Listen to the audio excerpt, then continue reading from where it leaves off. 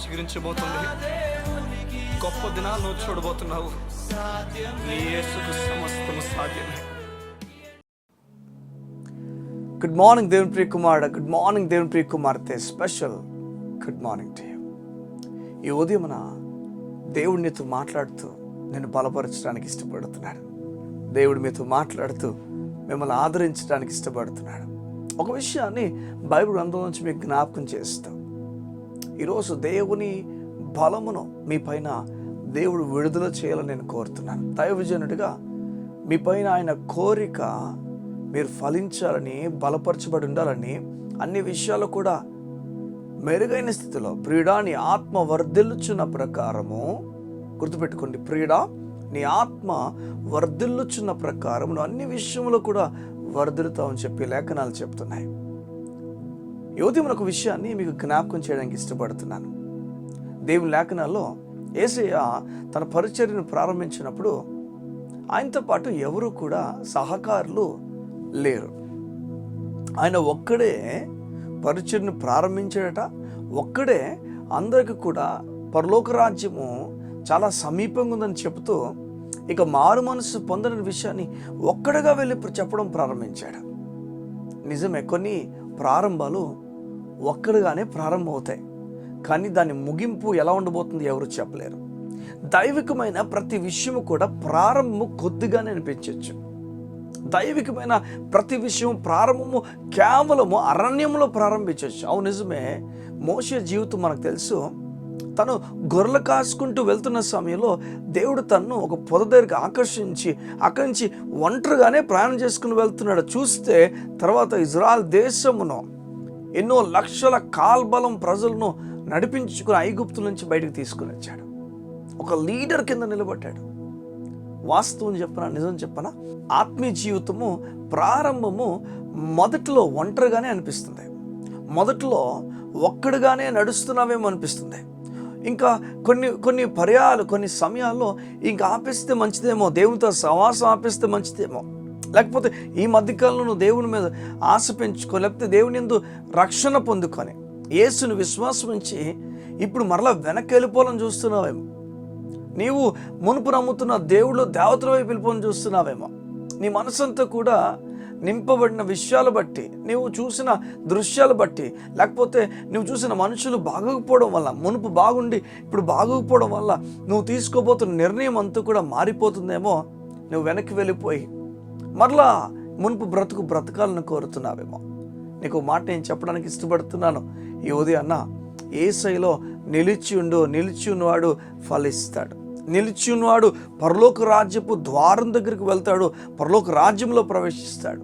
నిలిచి ఉన్నవారిపైన దేవుని కృప ఉన్నది, నిలిచి ఉండలేని వారిపైన దేవుని ఉగ్రత ఉన్నదని లేఖనాలు చెప్తున్నాయి. మరలా దేవుడు నేను ప్రోత్సహించి చెప్తున్నాడు, దేవుని లేఖనాలు బట్టి నిలిచి ఉండు, దేవుని మీద విశ్వాసం బట్టి నిలిచి ఉండు, దేవుడు నేను ముందుకు నడిపిస్తాడు. జాగ్రత్త వినండి సంగమా. మోషే ప్రారంభించినప్పుడు ఒంటరిగానే ప్రారంభించాడు, కానీ తొదుకు ఏం జరిగింది చూడండి. ప్రారంభం అరణ్యమైనా, అది ఎడారైనా, ప్రారంభము ఏ చోటైనా తొదుకది బలము, విశ్వాస ప్రారంభం గొప్పది, ఆత్మీయ ప్రారంభము గొప్పది. ఈ ఉదయం దేవుడు అదే మాట్లాడుతున్నాడు. నా కుటుంబంలో ఎవరు నమ్ముకోలేదండి, నేనే నమ్ముకున్నాను, నేను ఒక్కడే నమ్ముకున్నాను, దానివల్ల ఏం ఉపయోగం? నేను ముందుకు అడుగులు వేస్తే ఆత్మీయ జీవితంలో బలహీన అయిపోతున్నాను అనుకుంటున్నావేమో. లేదు, దేవుడు చెప్తున్నాడు, అడుగులు వేయు, దేవుడు మోషే వలని దీవించబోతున్నాడు.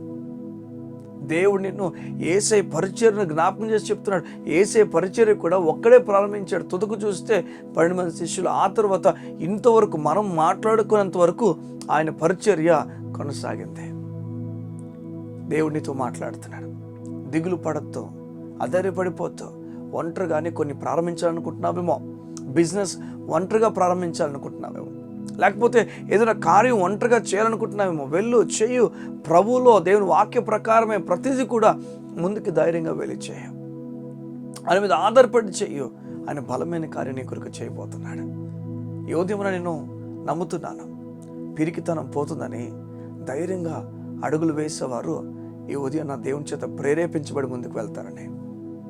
మోషే భయపడ్డాడు మొదట, మోషే అన్నాడు, నేను సరిగా మాట్లాడలేను, నన్ను ఎన్నుకున్నావు కానీ ఒక పనికిరాని వాడిని ఎన్నుకున్నావు. చూడండి, ఏసేకు మాట అంటాడు, నోరిచ్చింది ఎవరు, ఎవరు కాళ్ళు చేతులు ఇచ్చింది ఎవరు? నిజమే, ఆయన ఏదైనా చేయగలడని చెప్పి మోషేకు ధైర్యాన్ని చెప్తున్నాడు. ఆ ఒంటరి వాడు బయలుదేరాడు. తనకు తెలీదు సైన్యముతో వెనక్కి వస్తాడని, సైన్యం వల్ల వెనక్కి వస్తాడని.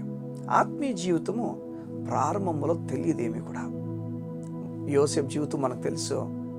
యోసేపు జీవితంలో ఆత్మీయ జీవితం ప్రారంభంతో కూడా సడలిపోయాడు, సతమతం అయిపోయాడు, ఒడదిడుకుల మధ్యలో ప్రయాణం చేశాడు.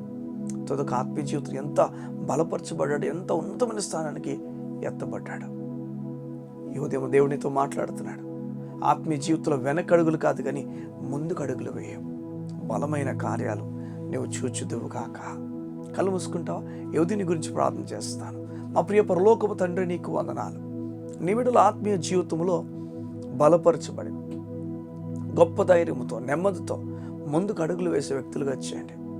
వారు ఎన్నడూ కూడా ఆగిపోకుండా దేవుని కార్యాలు బలంగా వివరించే వ్యక్తులుగా వారిని ఉంచండి. ఆత్మీయ జీవితంలో ముందుకు అడుగులు వేసే వ్యక్తి ఈరోజు ఒంటరిగా అడుగు వేయచ్చేమో, తుదకది బలమైన అడుగని, ప్రపంచాలు దేశాలు చూసి అడుగని నీ బిడ్డలకి తెలియజేసే అవకాశం నాకు ఇచ్చావు. వారు ఆ విధంగా నమ్మి ముందుకెళ్తుండగా బలమైన కార్యాలు వారు పొందుకుందరుగాక, బలమైన నెమ్మది వారు పొందుకుందరుగాక. యేసు నామమున ప్రార్థించుచున్నాము తండ్రి.